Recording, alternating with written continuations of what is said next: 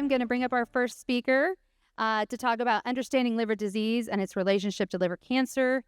And this is Dr. Amit Singal. He's a professor of internal medicine, chief of hepatology, that's the study of the liver, if you don't know, and the medical director of the liver tumor program at UT Southwestern. He holds the Willis C. Maddrey Distinguished Chair in Liver Disease and is a Dedman Family Scholar in clinical care. He is an expert in hepatocellular carcinoma. You're going to hear that word a lot today, also known as HCC, focusing his research on early detection, surveillance, and improving outcomes through screening and treatment. He's published extensively in major peer-reviewed journals and won multiple awards, including the Blue Faery Award for Excellence in Liver Cancer Research. A warm welcome for Dr. Amit Singal, please, everyone.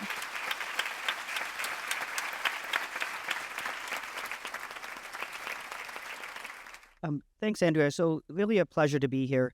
I think that Andrea did a great job of thanking many people. I think first we should also thank Andrea and Blue Faery for putting on this event. So that's the other one. And then also thank you all for taking time out of your Saturday morning. I mean, it's I know that it's always tough, lots of things during the week, and then to wake up Saturday morning and be like, I'm going to go sit and listen to lectures for, a couple hours is not sort of the first thing that anyone wakes up wanting to do. But so thank you for taking the time to actually learn about your liver and this relationship to liver cancer.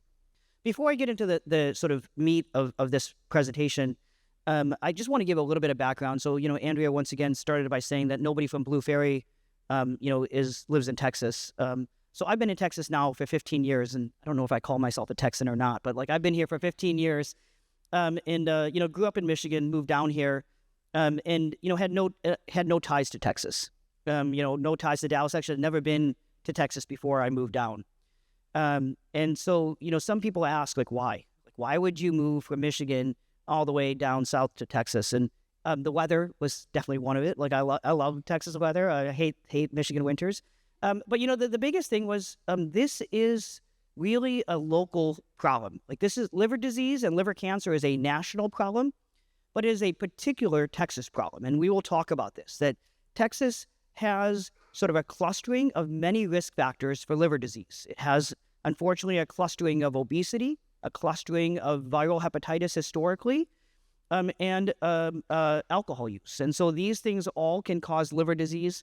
And Texas, as we'll talk about, really is one of the states that is disproportionately impacted by liver cancer. And so when I sort of, interviewed at UT Southwestern, it really highlighted that we had a potential to make a difference in Dallas, DFW, as well as the state. And so it was really something that I felt needed to be done here. And so over the last 15 years, I'm actually pretty proud to say that we've been able to recruit many excellent providers, several of them who will be speaking today. We've been able to grow our program, both from a clinical perspective and a research perspective, to really try to be one of the leaders in terms of tackling liver cancer, not only here in DFW, but across the state and across the country. So really I just want to give that background in terms of our program and myself in terms of why we're here today. Okay. So Andrea covered some of this. First, what is the liver? What does it do? So Andrea touched on this, right? So this is a necessary organ. So in contrast to somebody, that can live without, many organs that Andrea already nicely touched upon, the liver is not on that list. The liver, if you take out somebody's entire liver, they will die. But it is a necessary organ. It does many important things. It makes many proteins that are essential. So you can see some of them there in terms of the proteins. I'm not going to go through the details because that's sort of not the point of this to get into the weeds. It sort of is a sort of decontamination center, so it cleans your blood. So if you have liver dysfunction, you can get a buildup of toxins that can cause confusion, amongst other things. And then it is responsible for storing and regulating many things, including sort of minerals and energy, sort of sugar, et cetera, that you can see there. So it is an essential organ. Now, that being said, it's interesting because you also hear about things like living donor, right? So people can donate part of their liver. And so there's a little bit of a disconnect sometimes where people are like, I don't understand. This is an essential organ. how are people donating their liver and surviving? And it's essentially because Andrea also touched upon that your liver is the size of a football. You're actually born with additional liver than what you need. So most people can actually survive with a portion of their liver. Well, all people can survive with a portion of their liver and do perfectly well. The other thing is your liver is actually an amazing organ because it's one of the few organs that can regenerate. So if you cut out part of this, it can actually grow over time. So it's an essential organ, but this is an organ that your body has actually sort of created a system that actually allows you to live with it, allows you to donate part of your liver if necessary, which is, we'll sort of talk later in the session, something that is quite important in terms of the sort of global or national health. And it can regenerate once again if that you do that. So what is liver disease? So liver disease is anything that causes inflammation. So this can be acute and it can be chronic. So acute can be things like some medications, not all medications, but some medications can cause some acute injury to the liver. And this is something where there's evaluations in terms of which medications can cause this, et cetera. But this is one cause of, amongst many, of acute damage to the liver. You can also have, there's the plumbing of the liver called the bile ducts. And so if there's a blockage there or a disease of those bile ducts, that can also cause acute inflammation. You can have viral infections. So for example, hepatitis A can cause acute liver disease. Some of these acute diseases can then turn into chronic diseases. So some chronic diseases that you commonly can hear about, hepatitis B, hepatitis C. You can hear about fatty liver disease. So we already heard a reference to this sort of what used to be called non-alcoholic fatty liver disease now has a new term, metabolic dysfunction associated steatotic liver disease. Somewhat of a mouthful, but you get the idea. So this idea of having fat deposition in the liver that can cause inflammation. You can have alcohol use. We'll also talk about this later. And then there's metabolic and genetic conditions that are less common, but once again can cause chronic inflammation. And as you have chronic inflammation, this can then result in scar tissue being laid down, right?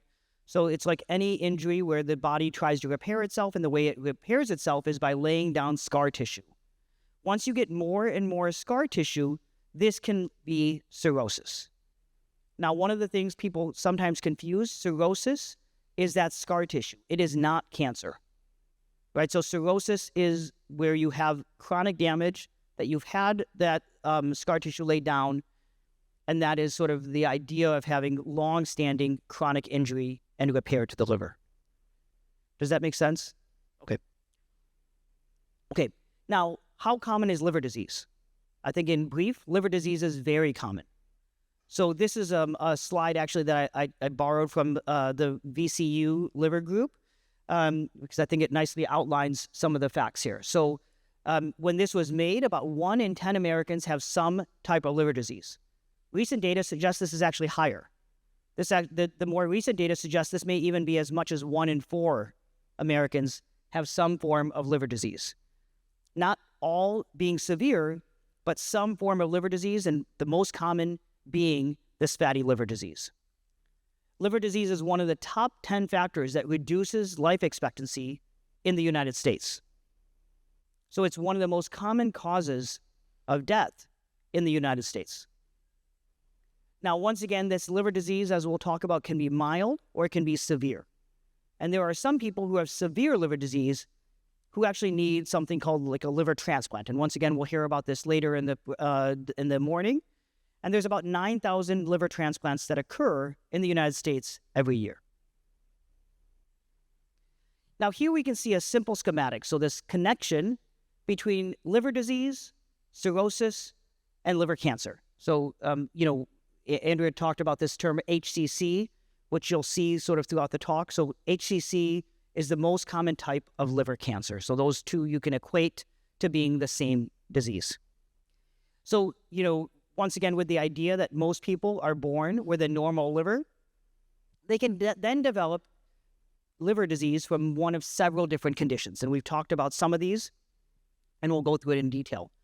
For example, hepatitis B, hepatitis C, alcohol, fatty liver disease. These are the 4 most common, but there's other ones that can occur. All of these can cause chronic liver disease. Liver hepatitis is that degree, that inflammation that happens in the setting of chronic liver disease. When you have chronic liver disease, once again, we talked about this, you can have scar tissue that's laid down. This can lead to cirrhosis. And once somebody develops cirrhosis, they have a risk of developing liver cancer 1 to 2% every year. So just to put this in perspective, what is it? So it's almost like if you think of this like a Russian roulette, you have 100 chambers. That means every year, 1 to 2 of those will fire off, and that person will develop liver cancer. So this is a very high risk. It's actually the highest risk state for any cancer. Right? You think of family history of other cancers, it's not nearly as high as 1 to 2% per year. This is the highest risk state that we have for any cancer. And it builds over time. Right? So it's not just 1 to 2%, it's 1 to 2% every year. That means that if you have it over 3 years, your risk is now closer to 5%. So you can see how this is really a high-risk state for developing liver cancer. Liver cancer is the most common cancer-related death in patients with cirrhosis. So how common is this? When you think of this globally, liver cancer is the 3rd leading cause of cancer-related death worldwide. Right? So, think about all of the other cancers where we have, ribbons, etc. Right, let me ask you, does anyone know the color of the ribbon for liver cancer? Anyone? Besides sort of... Let's flip here. Yeah, besides... What's the color? Green. But just think about this. So everyone here, many people here know somebody with liver disease. Many people here know somebody with liver cancer. But this is unfortunately a cancer that is quite common, though it does not get the press or the attention that I would argue it should. Right? So we know about ribbons, we know about attention, we know about months, as we should. Breast cancer, colon cancer, cervical cancer, all these other ones. Liver cancer, despite being extremely common, unfortunately does not get that same attention. So when you see this, liver cancer is the 3rd leading cause of cancer-related death worldwide. You can see the highest burden is in East Asia and in Africa, and this is driven by high rates of endemic or high rates of viral hepatitis, hepatitis B, hepatitis C in those areas. In the United States, it has more of an intermediate incidence, so an intermediate burden. But it's actually one of the few cancers where we see increases over time. So this looks at a little bit older data, but looks at the top 15 causes of cancer death in the United States between 2010 and 2014. And you can see that we're actually doing a good job with many cancers. The death rate from lung cancer, colon cancer, breast cancer, prostate, all decreasing. But we see increases in brain, pancreas, and most notably, increases in liver cancer. And this is quite important. This is a cancer that we need to do better. As I mentioned before, Texas has the highest sort of rates of liver cancer in the United States. You can see there are maps where they do dark red being worse than sort of the yellow areas. And Texas is a dark red or dark brownish red. But nonetheless, you can see here the incidence, meaning the number of new cases, is high in Texas. And this goes to that same idea of a clustering of risk factors here in our state. And most liver cancers are detected at a late stage. And I'll come back to this when I talk about screening, but this is an area that we need to do better. And we need to do better because this is one key way that we can actually help reduce the amount of people that are dying from liver cancer. As I mentioned, we have several different causes of liver disease and liver cancer. So we have the sort of viral hepatitis ones, the hepatitis B, the hepatitis C. And then we have the fatty liver disease, we have alcohol. And we can see that over time, we basically have had shifts from this viral hepatitis, this hepatitis B, hepatitis C. We see more and more causes, particularly here in the United States, related to alcohol and fatty liver disease. So let's go through quickly each of these individual things. So hepatitis B has actually gotten a reasonable amount of press, unfortunately for the wrong reason. So first thing is hepatitis B is actually, as we talked about, sort of endemic, meaning that it is highly present in many countries around the world. United States not really being one of those countries where we see hepatitis B being very common here, but we see obviously a lot of people who can immigrate to the United States, right? This is sort of we're a land of immigrants. And so at the end of the day, you can see that there are a lot of countries in which people can immigrate from endemic hepatitis B countries. And so this means that there continues to be new cases of hepatitis B that can come in when people immigrate to the United States. In brief, what I would say here is that it's important for all adults to get screened for hepatitis B at least once in their lifetime. This is the sort of CDC recommendation that all adults undergo one-time hepatitis B testing independent of risk factors. So hepatitis B is a viral infection that can be spread through blood products or sexual transmission, but it is actually possible for people to be exposed even if they don't necessarily know about it. It is a disease that is easily treatable, and so that's where the recommendations come in. The other thing, and this is why hepatitis B has gotten a lot of press, is because of the vaccination. Right? So hepatitis B is a preventable disease. There is a proven vaccination strategy that can actually completely prevent this disease from being spread. It's a safe vaccine, but as many of you know, this is actually given now in a neonatal sort of pattern, right? So it's given at the time of birth. And there have been now discussions of whether this should be given at the time of birth. And I don't want to get into the political discussions, but I will say that hepatitis B is a vaccine that has been around for many decades. It is a safe vaccine. And it should be done. There are data that show that hepatitis B vaccination is one of the most effective ways to prevent hepatitis B, to prevent chronic liver disease, and to prevent liver cancer. There have been talks about delaying hepatitis B vaccination later in life, and I will tell you the reason why we do it at the time of birth is because when you delay those vaccines, many people don't actually get it done. So there are data from many other countries that show the reason to do it at the time of birth is not because, of course, like we don't expect babies to be exposed to hepatitis B, but it's because you have a captured population at that time, so you can make sure that it gets done. I mean, so I have 2 kids. My oldest is 9. I'm not even close to the teenage years, and getting my 9-year-old to do anything that I tell her is a battle. I think anyone who has kids knows sort of the difficulty of doing so. Delaying hepatitis B vaccinations to teenage years, who knows what's going to happen, if that's going to happen or not. And so that's why we do it early. It's safe, and it's known to be efficacious. The other thing that we have is that we have treatment for hepatitis B. So hepatitis B is unfortunately not a curable disease, but it is a disease that we can suppress. There are safe medications that are highly effective. If somebody's if somebody is infected with hepatitis B, we have medications that can suppress that hepatitis B disease and then can reduce the risk of hepatitis B related complications. Now, even though hepatitis B was not necessarily common here in the United States, it was sort of still present, but conversely, hepatitis C was actually very common. Right, so hepatitis C is another bloodborne virus. We actually didn't know about it for many years. And so, unfortunately, in the 1970s, when there was sort of a high use of IV drugs, et cetera, there were many patients that were exposed to hepatitis C, including in blood transfusions, tattoos, IV drug use, et cetera. And so hepatitis C was very common in the baby boomer generation. It was actually one of the primary drivers of liver disease, liver transplantation, and liver cancer in the United States for many years. We actually have a cure for hepatitis C. We have oral medications that can be taken for 2 to 3 months, and after that, it is a curable disease, just like any other sort of infection, just like you would take antibiotics for a pneumonia, et cetera. This is a curable disease, and we know that if somebody gets treated for hepatitis C, it significantly reduces the risks of developing liver disease, cirrhosis, and liver cancer.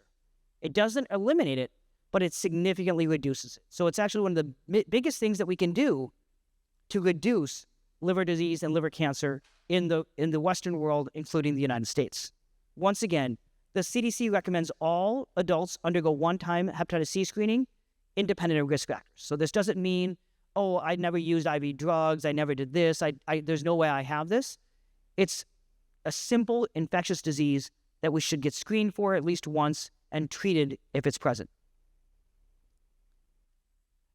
For a long time, we were doing a great job in terms of reducing hepatitis C load in the United States, but unfortunately, we've now seen increases in hepatitis C infections, and this is largely related to the burden of opioid use, IV drug use, etc. So we've now seen an increase, particularly among young adults, for hepatitis C. And this was in part some of the recommendations. We used to say only screen like the baby boomer generation because of the risk factors, but now as we've seen more infections spread across all populations, it's all adults that should get screened. This is an area where, fortunately, opioids and sort of the hepatitis C is not as bad in Texas as some of our surrounding states, but you can see we're not light yellow, we're sort of still sort of this orange color. So there is still a burden of this here in our state, in our area, and we need to do a better job of not only decreasing, obviously, the risk factor, opioid use and IV drugs, but also sort of taking care of the complications like hepatitis C infections. So, I tend to be a realist, not an optimist. So I think there are many people who say like, oh, don't ever drink. I think that's, I think it's like the old school abstinence sort of commercials back to teenagers. I think that, we know that everyone's, not everyone, but like many people will have some alcohol. And so I think it's important for us to teach what is safe alcohol versus unsafe alcohol. So drinking in excess causes chronic liver disease. It can cause cirrhosis. It can increase your risk of liver cancer. So what is unsafe drinking? More than 2 drinks a day for men, more than 1 drink per day for women.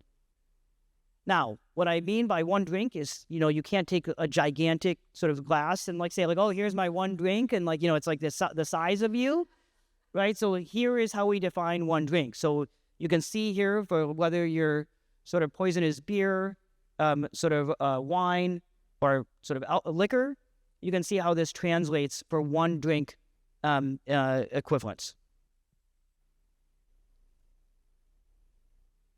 So fatty liver disease. Once again, this new term, metabolic dysfunction associated liver disease. I took out the steatotic just for simplicity. So it's the fastest growing cause of liver disease in the United States. And so when we say that now 1 in 4 Americans are affected by this is largely the reason. We've seen an increase in terms of obesity. We've seen an increase in terms of diabetes. And we've seen basically these risk factors become more and more common. And this is why we see more and more metabolic dysfunction associated liver disease. Now, I will say that like recently, obviously, there's been a big push in terms of trying to make Americans healthier, trying to do more exercise, trying to control portions. And then, of course, we've seen medications which can also help with obesity and diabetes.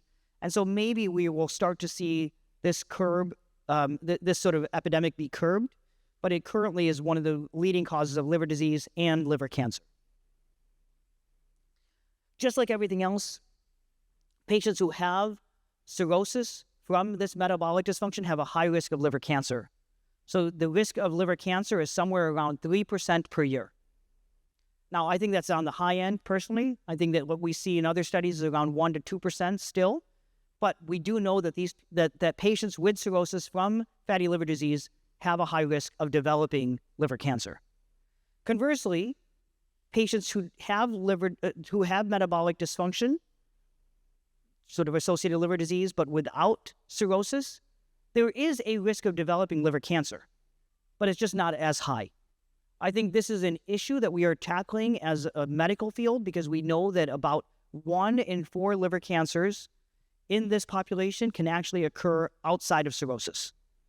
And we need to do a better job of identifying which patients those can be, right? I think we do a good job of patients with cirrhosis, but we're not necessarily there in terms of identifying which patients without cirrhosis are at risk. And this is the predominant portion of these patients with metabolic dysfunction.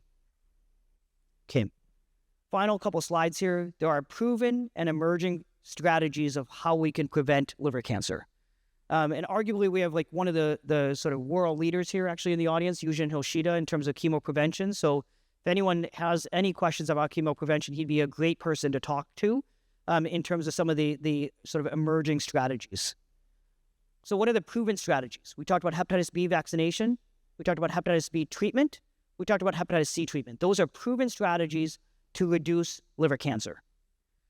But if you look at this is all for viral hepatitis. We talked about like the future is non-viral liver disease, right? It's alcohol, it's metabolic dysfunction.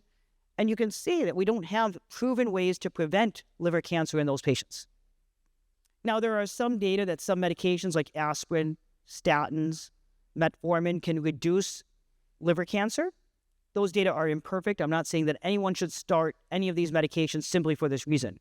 However, if you have diabetes, if you have high cholesterol, going on a statin, going on anti-diabetic medications can help control your liver disease, can reduce your risk of liver cancer. I think the one that's interesting is coffee. Okay, so coffee in many studies has been associated with reduced liver cancer. It's been reduced with improvement in liver function, reduced liver cancer. These data, once again, are imperfect, but they are associations that are consistently shown.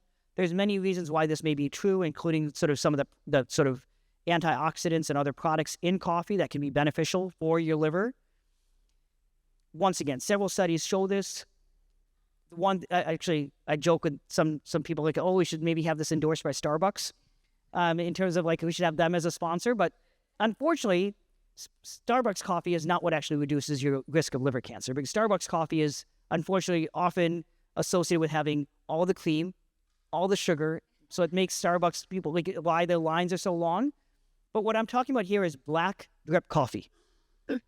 Right, so it's really the coffee itself. The additives actually probably outweigh the beneficial effects of coffee itself. So if anyone wants to do anything for their liver between the talks, you can go get another cup of coffee. And so it probably will be beneficial as long as you don't do all the additives.